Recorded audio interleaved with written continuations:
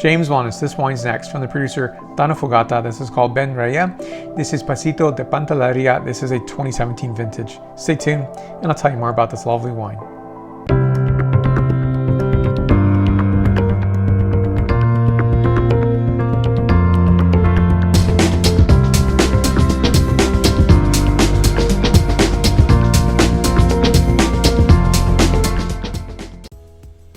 I love dessert wines, and this one I've tasted many vintages and very much enjoyed this gorgeous wine. This Passito is extraordinarily beautiful and wondrous, and I think it's just so fresh and beautiful.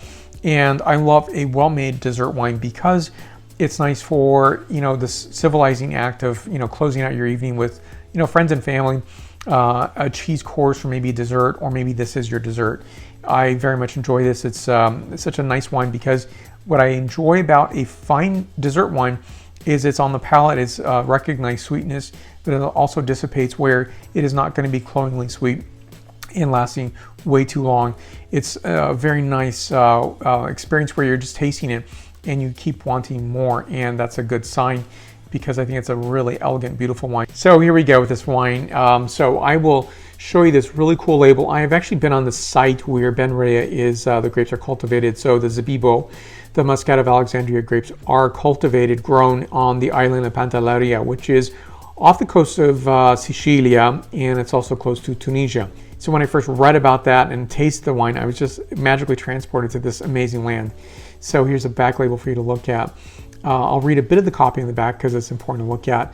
You know, there's an adherence to sustainability, sustainabilità. You can also look at the QR to look up that information. So a bit of the copy says, made from grapes grown on Vita ad Alberello, which is head-trained bush vines, a traditional agricultural practice inscribed on the UNESCO Intangible Cultural Heritage of Humanity, served at 14 degrees Celsius or 57 degrees Fahrenheit. It's a fantastic wine, fantastic producer. So walking the site in Pantalleria, I'll put a picture right here. It's absolutely magical and beautiful, and it's a very dry, deserty Mediterranean island, visited through many people's footsteps on the island itself. So it's really known for the Zabibo, which is this grape here, Muscat of Alexandria. It's also known by. There's also capers, which I tasted those capers. They're beautiful stone structures, and I'll place that right here so you can look at that. So the oranges can grow because of the protection from so much wind. It's a really cool structure. A magical place. I can't wait to go back someday. So I love the ability and the sophistication of this wine to celebrate its sweet character, but it's not going to be a cloyingly sweet wine. It's one where it's sophisticated. It's absolutely one beautiful, gorgeous wine where I think it's good for cheeses, a cheese course. It's good to enjoy maybe as your dessert or with dessert. Serve this in a white wine glass. Do not serve this in a dessert wine glass because you want to smell the wine. You want to appreciate the wine. Often I've done many tests on a wine glass, a white wine glass, and a dessert wine glass, and they respond differently. This has much more of a wider opening, so I can swirl this a bit, and that wine is really calibrated on the surface of the wine glass, as well as folding in oxygen and expressing that. So the nose is going to pick that up and inform the palate as well on the beauty of this wine. So fermentation takes place in stainless steel at controlled temperatures. The dried grapes added to the fresh must in several batches are destemmed and selected by hand. The vinification and fermentation to maceration lasts over 1 month.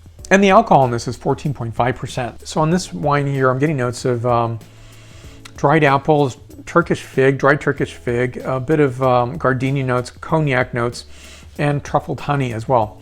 Gorgeous. Next, the palate characterization.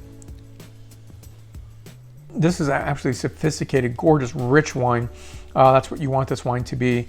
I'm picturing this with Gouda, which I will be tasting this with Gouda later on today because I think the saltiness of the Gouda is going to pair well with the sweetness of this wine. Notes on this wine are pear, apple, beeswax, a bit of cardamom note, as well as freshly roasted pine nuts. Fantastic wine, gorgeous wine. This is a 95-point wine out of 100 points. Serve this wine, just a small portion will do. Serve it after your dinner, and I think everyone will be very pleased with that. So when you serve this, it may seem diminutive, but the experience on this wine will be very, very optimized. This is a fantastic producer. I love all their wines, and I'll place more videos of the Donnafugata wines that I've been reviewing over time and been tasting their wines for a good number of years. Thank you for watching. Let's stay connected. I'm on Facebook, Twitter, Instagram, LinkedIn, and WordPress, so let's have a connection there between video shoots. And then you also find me on my podcast, which is on Apple Podcasts, Stitcher, Spotify, and iHeartRadio. Thank you for watching. Stay tuned for more. Salute.